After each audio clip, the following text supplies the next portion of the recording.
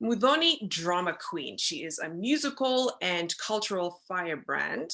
Her sound is timeless, thought-provoking, genre-bending, Afro-diasporic sound. You'll see what we're talking about a bit later. It is a fusion of African drum patterns, hip-hop, reggae, dancehall, and neo-soul blues.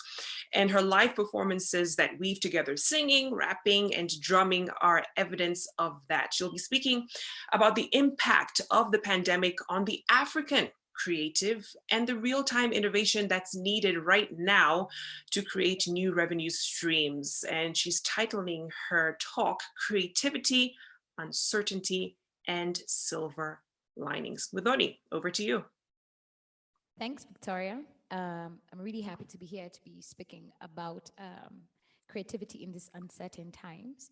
I think one of the things that everybody can appreciate is everybody has turned to creativity in one way or another during this time. So people are stuck at home, they're watching movies, they're listening to music. If people are on the internet, they're checking out memes, so animations, they're looking at things. There's a general sense of wanting to belong to the rest of the world and to participate. So TikTok is on fire now. Everybody and their mother is making a dance video about something. The human spirit is really coming through, and we see that this is, all creativity. And I think, sorry, I just wanted to change the setting on my microphone. I think that's a really important thing for creators to start to really take note of.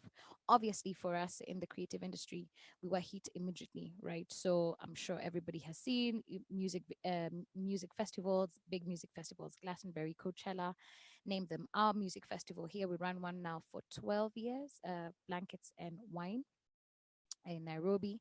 That's been cancelled because it was cancelled on the day when we were going to announce, because public gatherings, mass gatherings, and there's just real uncertainty in the music business, and from the perspective, I wear two hats, right? So from the perspective of an artist, it's loss of revenue or potential or projected revenue.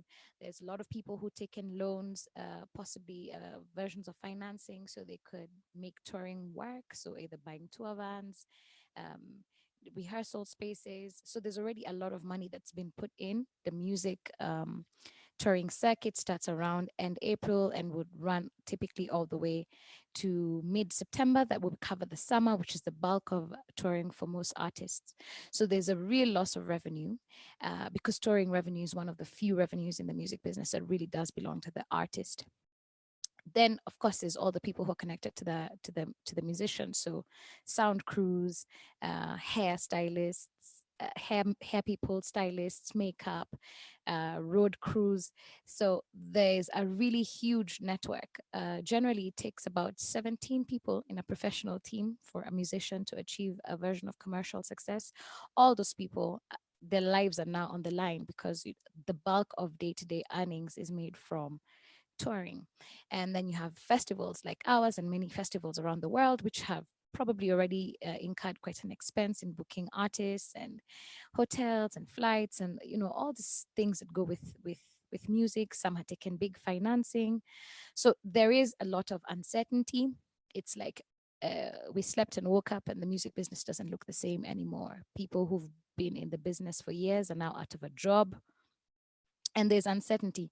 To be fair, being an artist is generally you generally have to have a relationship with uncertainty. Even at the highest level, there is always a lot of uncertainty that is pegged to creativity, because there's a lot of things that are just not in your hands, and commercial success, whereas it's connected to the talent and to the output, the material, it's also really a time thing. It's also a luck thing. So I think I've been reflecting this last days what I could share with creatives during this time. And my first, sort of sentence is, do not panic. And I know that sounds childish and simplistic, given that there's rent and school fees and food and medical bills. But I would say do not panic. It is in the nature of creativity, uncertainty. We're always treading uncertain waters, even when you have like huge commercial success. You're always one song away or one film away, or, you know, to sort of losing status, and in many times losing actual revenue. So I would say the first thing is don't panic and to observe what this means. If the systems are no longer going to function the way they were designed, and the people who are running them are no longer the people, they're no longer the gatekeepers, or the systems just are not going to work the same. This is a moment of innovation.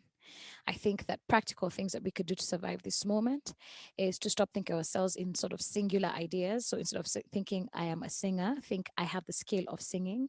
So could I trade somebody this skill of singing for an immediate need? Could I sell the skill of singing?